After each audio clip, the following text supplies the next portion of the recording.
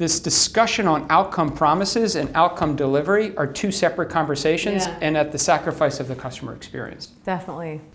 How does that need to look, that outcome handoff between those two groups? I think in environments where, which is I think most sales teams, where commission is such a heavy percentage of your salary, and where in many cases those salespeople are handing off the customer to a team and not speaking to them again, so like therefore not really on the hook. Right. You're kind of creating incentives for there to be misalignment between sales and the customer and sales and the rest of the organization. So we realized we needed a framework to talk about outcomes.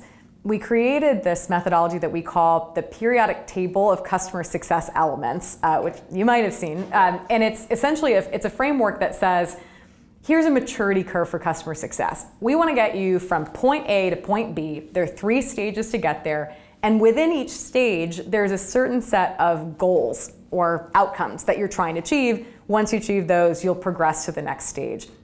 So this became sort of a journey map for us to bring our clients through.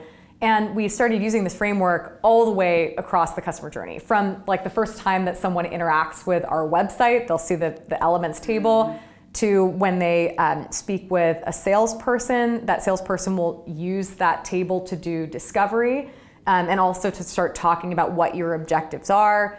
And then, in services, which is the team that does onboarding at Gainsight, you will talk with the client about, sort of recap what you heard in terms of which elements were most important. And then at the executive business review, when you're assessing what value the client has gotten, it's in the context of those outcomes.